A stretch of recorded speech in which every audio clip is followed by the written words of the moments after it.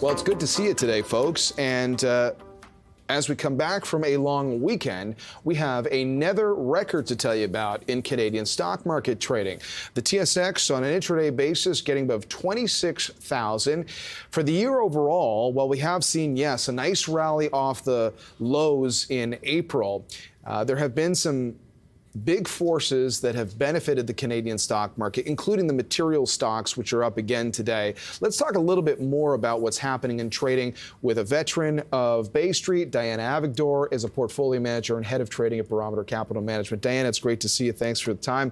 What's the mood? Everybody's coming back from a long weekend, and they're pushing the TSX higher.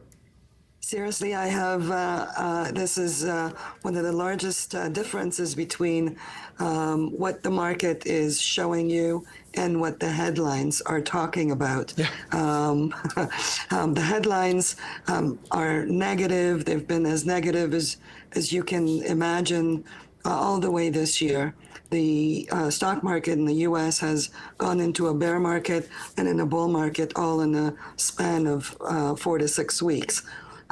So we've seen a lot of differences between what we think and we're projecting for the future and what's actually happening. So what's actually been happening is a big difference between the soft and the hard data. I know the CPI in Canada was a little higher than expected, but we're still not in the runaway inflation. Same with the US. It's been okay. There's a yield story, worried about yields being higher, so it's taking down some of the consumption possibilities, yet the consumer still is okay. And we've had in the U.S., we just finished earnings season.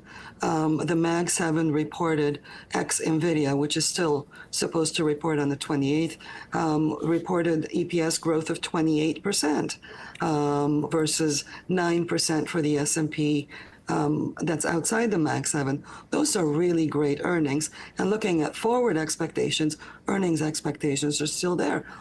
Which is what drives the stock market. So big differences between what we're feeling and what we're seeing.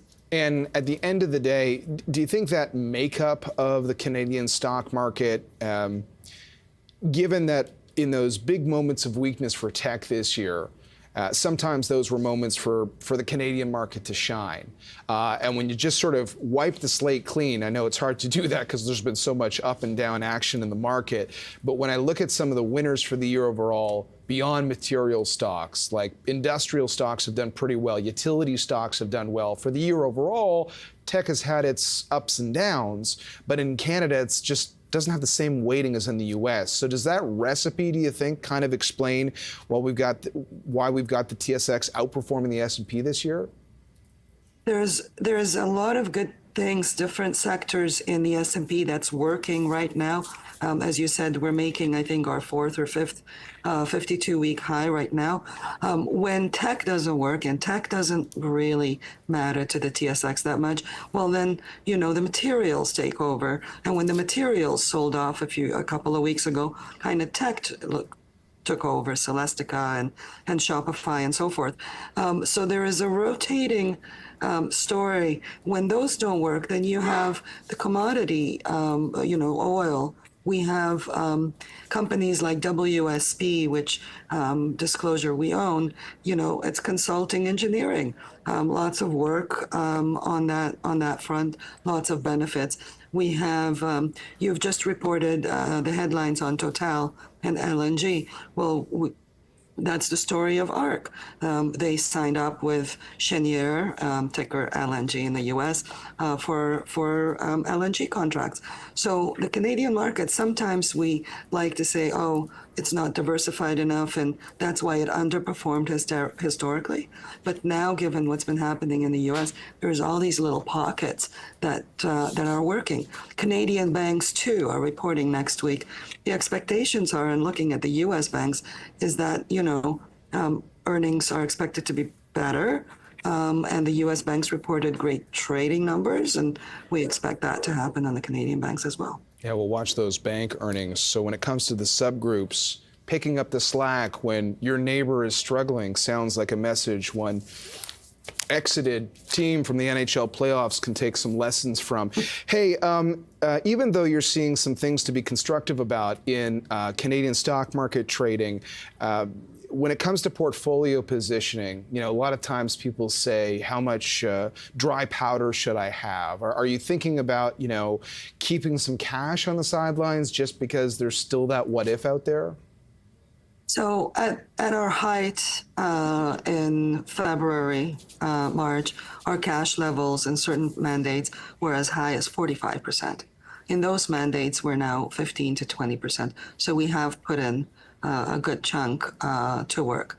In the more balanced portfolios that own some corporate bonds, which are wonderful and have yielded really good returns, our cash level was a little lower, and we're sitting right now around 5 to 10%. So what's my point here? My point is that on the way down, we got taken out of stocks that broke down, and we're not shy of being disciplined with our selling strategy. That is almost your single biggest thing to do in your portfolios, is to make sure that you risk manage your exposure properly. So we're not shy to put money in cash, but we've legged into it. Now, the markets have rallied a lot. And, short term, there's less visibility than there was, say, 2-3 weeks ago when it was so oversold. So we're going to watch it. But the internals are quite good. And, we're going to have a quiet week this week. U.S. is closed on Monday, but we get some big data points next week, GDP and so forth. So we'll see. We'll see if this market right now technically has retaken its 200-day moving average. The U.S. is a big portion of global capitalization, so it matters, despite the fact Canada has made 52-week highs and Europe is doing very, very well. So we recommend everybody to be well diversified geographically right now. It's now finally become possible to do so. Because things are working really well. So we will see whether we break out above. Not really sure what the pain trade is, whether it's higher or lower, but lots of flows have gone into the market, into the US, into Canada, into Europe as well.